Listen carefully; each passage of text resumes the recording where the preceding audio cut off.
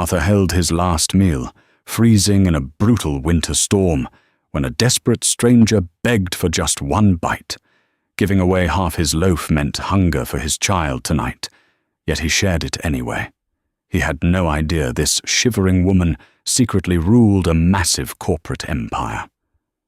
The wind off Lake Michigan was brutal that November evening, carrying a freezing rain that felt like shattered glass against Arthur Pendleton's face. Arthur, 34, with deep bags under his eyes and a greying beard that betrayed his youth, pulled his threadbare wool coat tighter around his chest. He was a man drowning in dry land, and today was the day the water finally crested over his head.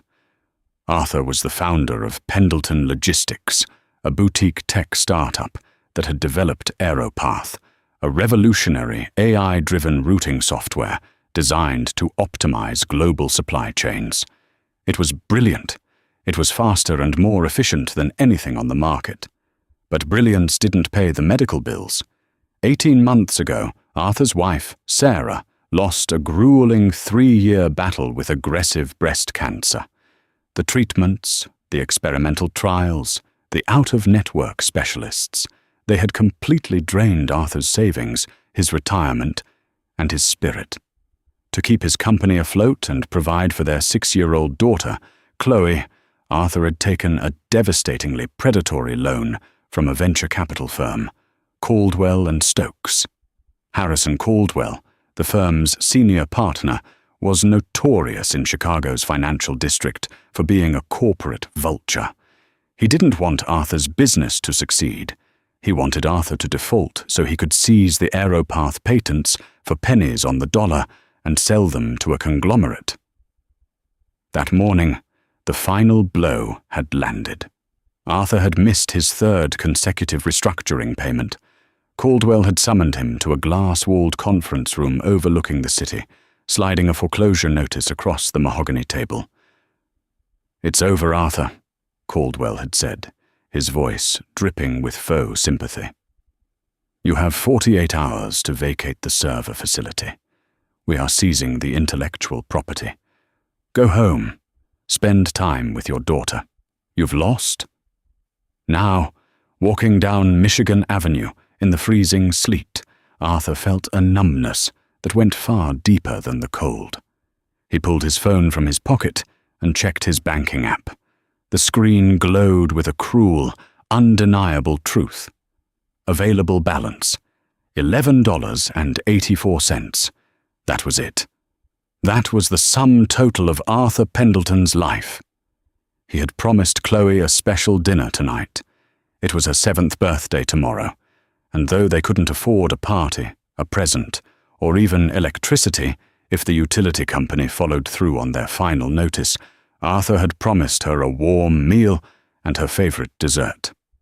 He stepped out of the rain and into Bouchard's, a small, warm artisanal bakery on the corner of 5th and Madison. The scent of yeast, melting butter and cinnamon hit him like a physical blow, reminding his empty stomach that he hadn't eaten anything but black coffee in 2 days. "Just the usual sourdough loaf, Arthur?" asked Mrs. Higgins, the elderly woman behind the counter, who always offered a kind smile. "Yes, please," Arthur said, his voice hoarse. He looked at the display case.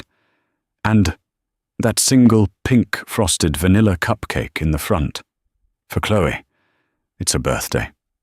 Oh, sweet girl. Tell her happy birthday for me." Mrs. Higgins bagged the heavy, warm loaf of bread and carefully boxed the cupcake. "That'll be $10.50. Arthur handed her a crumpled $10 bill and a handful of wet coins. He received exactly $1.34 in change. He dropped the coins into his pocket, took the paper bag, and walked back out into the relentless storm. He didn't want to go back to their cramped, unheated apartment just yet. He couldn't face Chloe.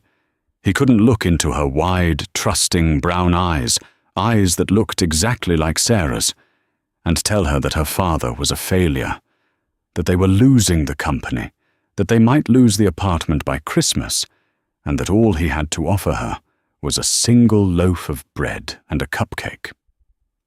Arthur wandered toward Millennium Park, finding an isolated wooden bench under the skeletal branches of a massive oak tree.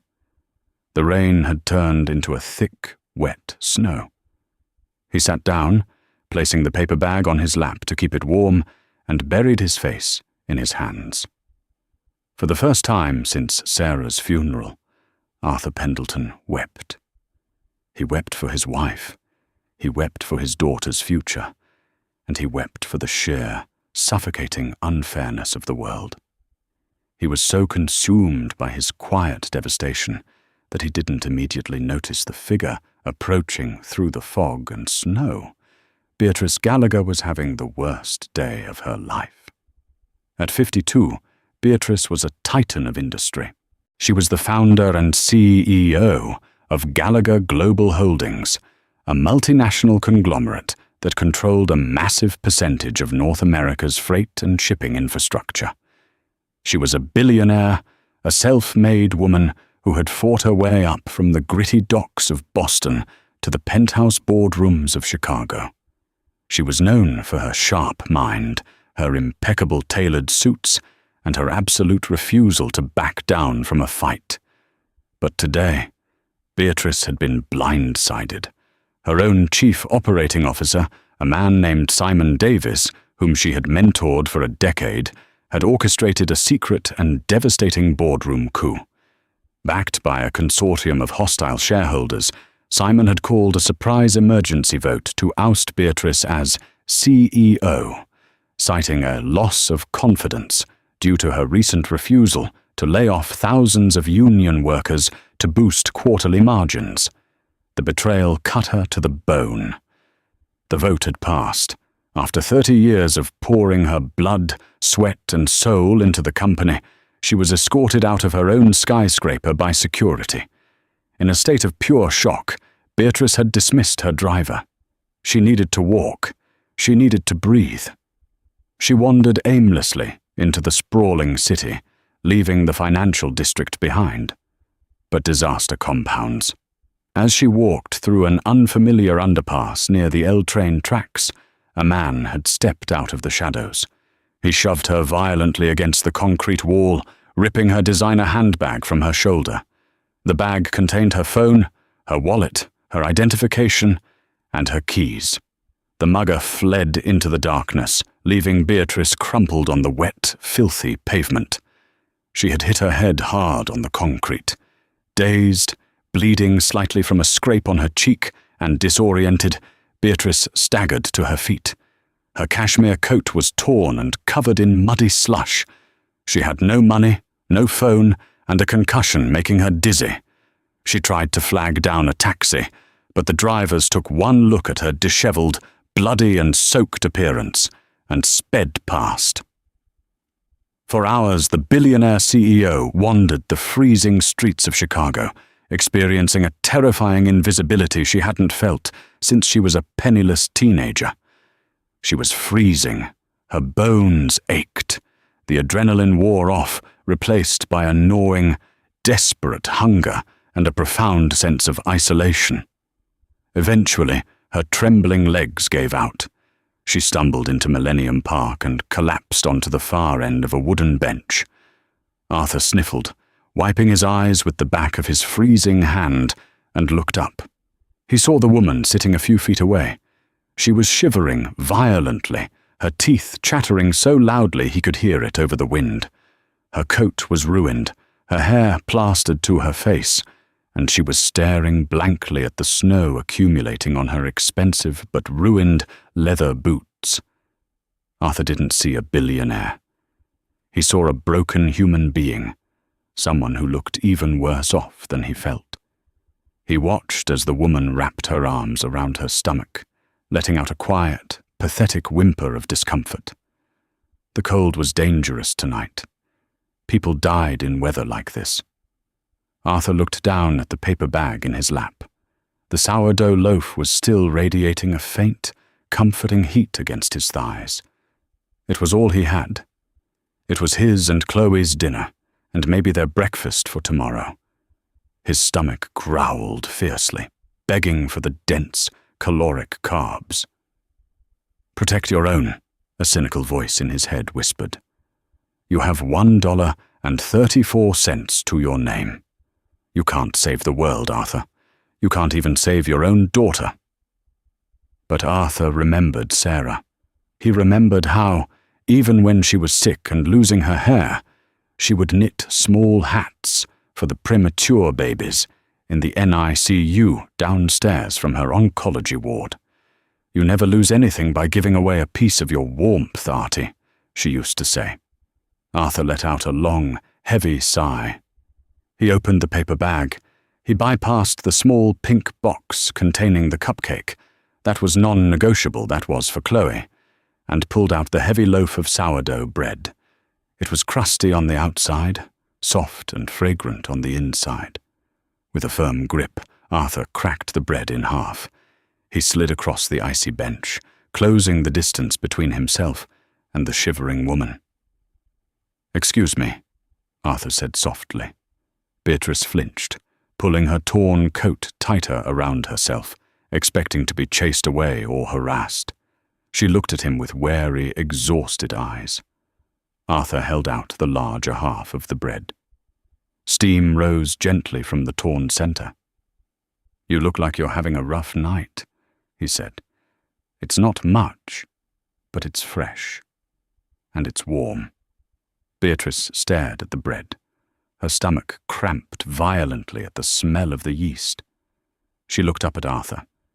She took in his worn-out shoes, his frayed coat, and the deep, haunting sadness in his eyes. This man was not wealthy. This man was struggling.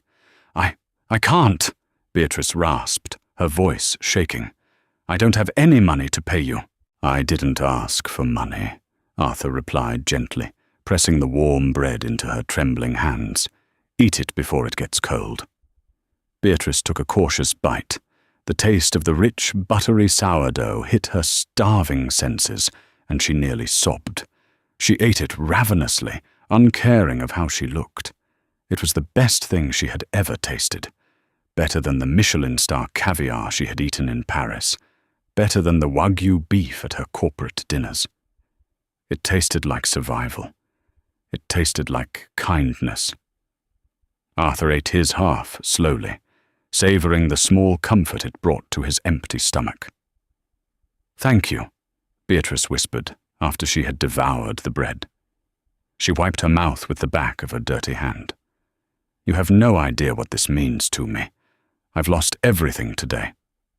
Arthur let out a bitter, humorless chuckle. "Must be something in the air.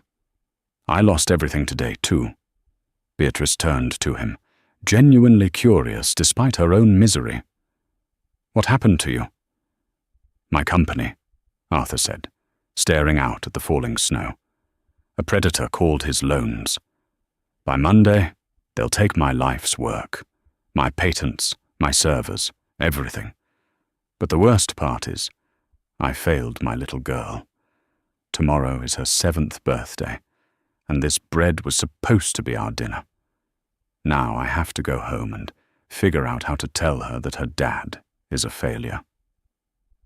Beatrice felt a sharp pang in her chest that had nothing to do with the cold. This man had given away half of his child's dinner to a stranger on a park bench. "What kind of company?" Beatrice asked quietly. "Logistics tech," Arthur mumbled. "Supply chain optimization AI. Boring stuff, really. But it was mine." Beatrice's corporate instincts, buried under a layer of trauma and freezing snow, flickered briefly. But before she could ask more, Arthur stood up. "I need to get home to her," Arthur said. He reached into his pocket and pulled out the crumpled dollar bill and the 34 cents in coins. He placed them on the bench next to Beatrice. "There's a bus stop on the corner. That should be enough to get you to a shelter, or at least somewhere warm. Don't stay out here. It's too dangerous." Beatrice stared at the handful of change. It was literally the last money the man possessed. "Who are you?" she asked, her voice cracking with emotion. Arthur offered a sad, weary smile. Just a guy trying to get by. I'm Arthur. Arthur Pendleton. Arthur Pendleton, Beatrice repeated, etching the name into her mind like a sacred vow. I won't forget this, Arthur. I promise you. Take care of yourself, Arthur said, turning away. He clutched the paper bag with the single pink cupcake against his chest and disappeared into the snowy darkness, leaving the billionaire CEO alone on the bench, clutching $1.34 as if it were the most precious treasure in the world. The interior of the CTA night bus was dimly lit and smelled of damp wool and ozone, but to Beatrice Gallagher it felt like a sanctuary. She sat near the back, shivering as the heater blasted against her freezing legs. In her tightly clenched fist, she held the remaining 34 cents. It was the physical anchor keeping her tethered to reality. She used Arthur's dollar to pay the fare, riding the bus to the Gold Coast neighborhood. She staggered off and dragged herself up the steps of an imposing brownstone, leaning heavily on the doorbell. 10 minutes later, Thomas Sterling, her personal attorney and oldest friend, opened the door in his bathrobe. When he saw the bloody, soaked, and trembling billionaire on his porch, he nearly dropped his glasses. Within hours, the narrative shifted. A warm shower, a physician's checkup for her concussion, and a pot of strong black coffee resurrected the Titan. Sitting by Thomas's fireplace in borrowed clothes, Beatrice didn't cry. She calculated. Simon Davis was thorough, Thomas said, pacing the room with a tablet. The board vote was legally binding. But he made a fatal error, Beatrice. He assumed you would break. He assumed you'd retreat to your estate in the Hamptons and lick your wounds. I was mugged, Thomas, Beatrice said, her voice a low, dangerous rasp. I lost my phone, my ID, my dignity. I sat on a park bench waiting to freeze to death. But a man who had absolutely nothing gave me half of his last meal. He reminded me of what it means to actually survive. Beatrice stood up, the firelight catching the fierce determination in her eyes. Simon wants a war? We'll give him a slaughter. Freeze my personal accounts that were compromised, but open the blind trusts. Call the shadow investors in Geneva. Simon used company funds to back his hostile consortium. I want his offshore ledgers audited by morning. By Monday, I want the SEC breathing down his neck for gross embezzlement. Thomas smiled, a predatory gleam in his eye. Consider it done. What else? Find everything you can on a man named Arthur Pendleton, she commanded. He owns a company called Pendleton Logistics. He mentioned an AI routing software. Someone is calling his loans on Monday. I want to know who, and I want to know everything about his technology. While Beatrice waged a multi-billion-dollar shadow war over the weekend, Arthur Pendleton was fighting a much quieter, more heartbreaking battle. Saturday was Chloe's 7th birthday. Their apartment was freezing, the radiators completely dead. Arthur had wrapped Chloe in 2 blankets and seated her at the small kitchen table. In the center of the table sat the single pink-frosted vanilla cupcake. He had managed to find a half-melted birthday candle in a junk drawer, and he lit it with shaking hands. Make a wish, sweetie, Arthur whispered, trying to keep his voice steady. Chloe, wearing a thick knit sweater that used to belong to her mother, closed her eyes tight. She blew out the candle. What did you wish for? Arthur asked, forcing a smile. I wished Mummy was here, Chloe said innocently, and I wished you didn't look so sad anymore, Daddy. Arthur's heart shattered into 1,000 jagged pieces. He cut the small cupcake in half, sliding the piece with the most frosting toward her. I'm not sad, Bug. I'm just tired. Eat up. Where is your dinner, Daddy? She asked, looking at his empty plate. Didn't you bring bread home? Arthur swallowed the lump in his throat. I ate my half on the way home, sweetie. I was really hungry. You eat yours. The weekend dragged on like a funeral march. Arthur packed up their few personal belongings into cardboard boxes, anticipating the eviction notice that would surely follow the loss of his business. He barely slept, tormented by the knowledge that on Monday morning he would hand over his life's work to a vulture.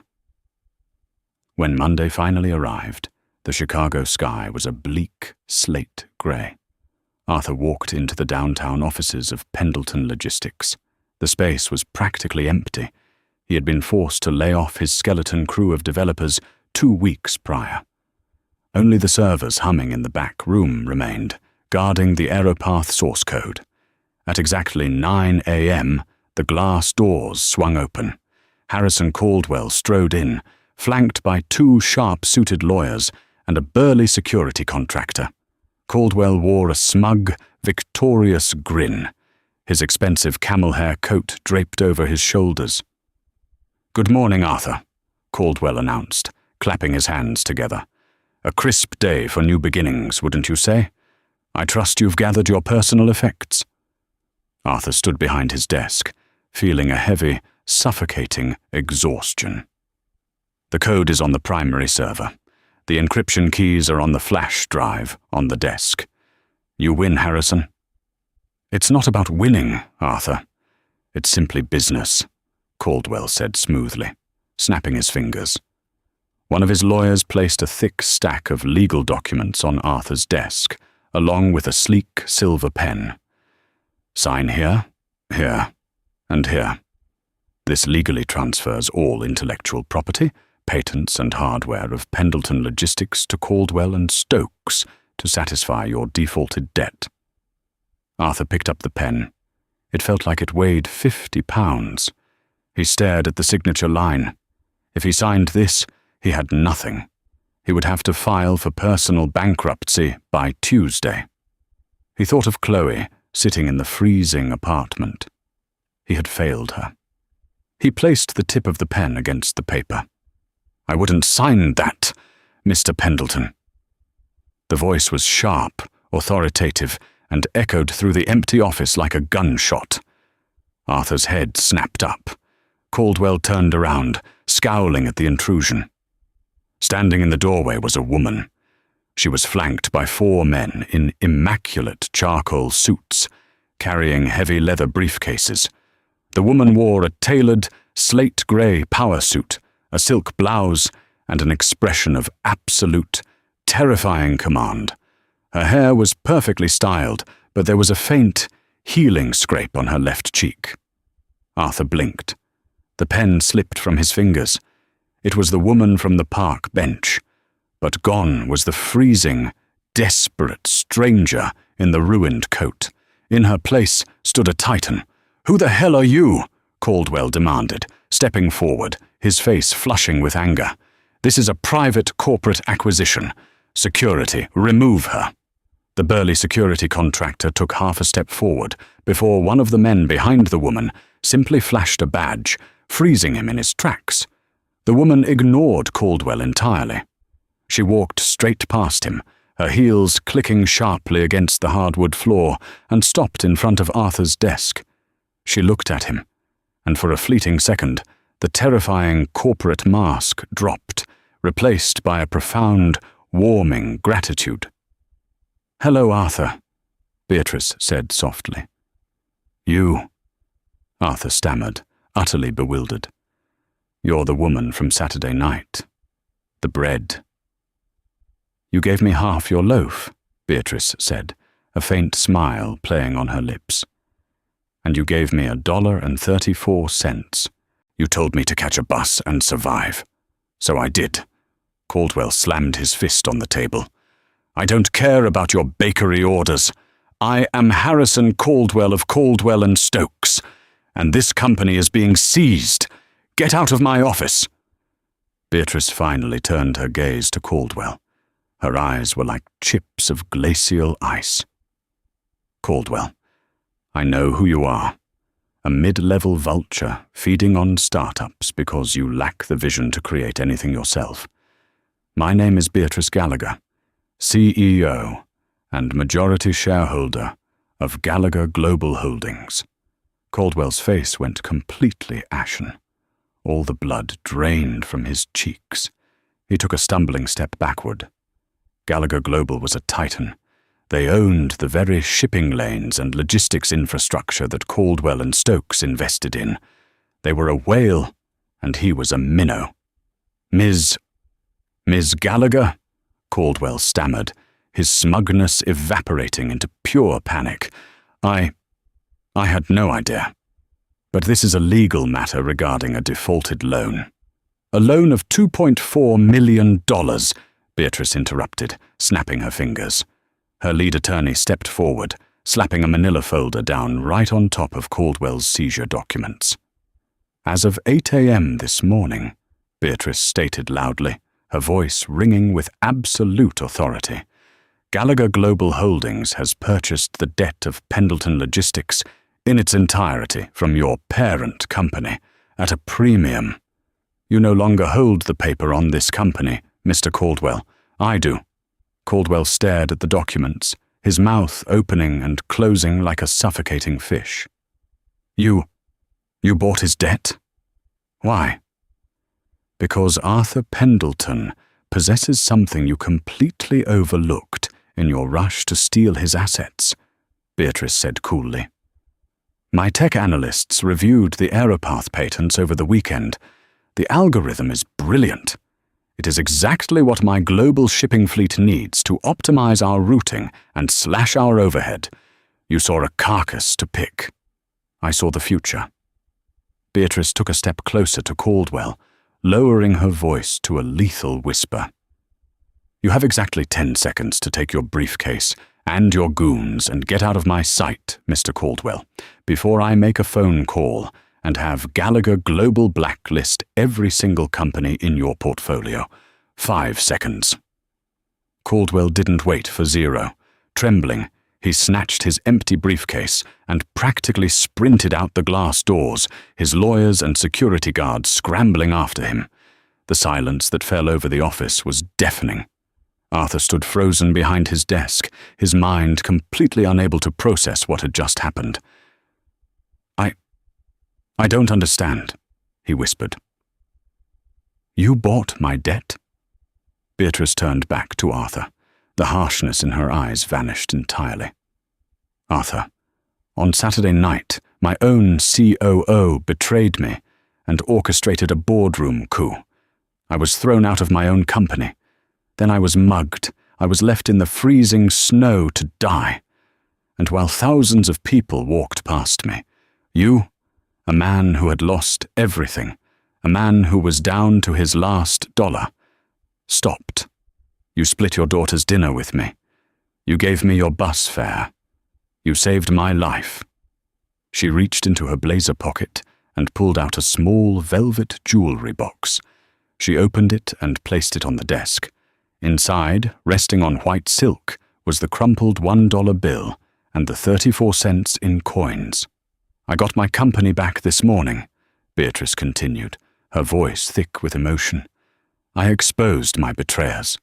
I took back my life. But I couldn't have done it if I hadn't survived Saturday night. And I survived because of you. Arthur stared at the coins, tears blurring his vision.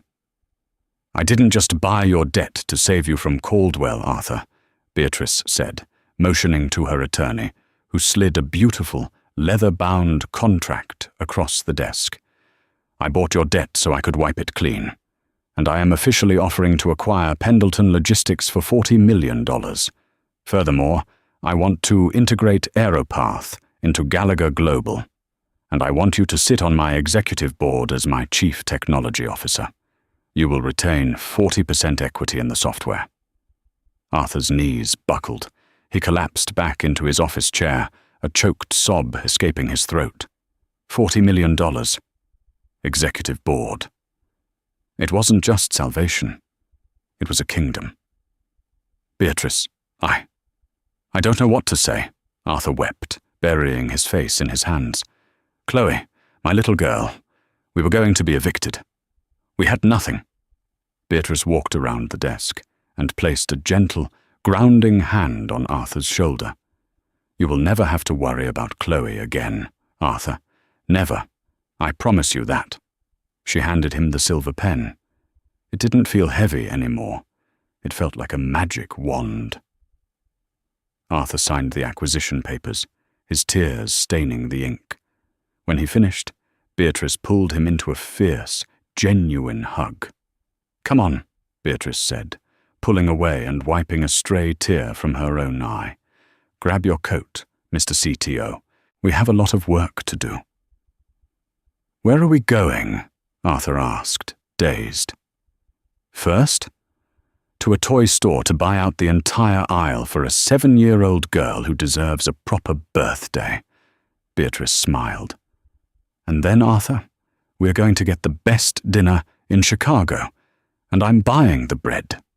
Arthur smiled, a real, radiant smile that reached his eyes for the first time in years. He looked at the velvet box containing his last $1.34. He realized then that Sarah had been right all along. You never lose anything by giving away a piece of your warmth. Sometimes, a single act of kindness in the freezing dark is enough to ignite a fire that can change the entire world. If Arthur's incredible true-to-life journey of kindness and reward touched your heart, don't keep it to yourself.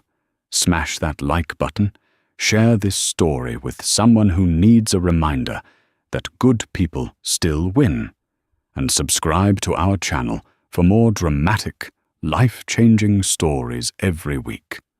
Kindness costs nothing, but it pays everything.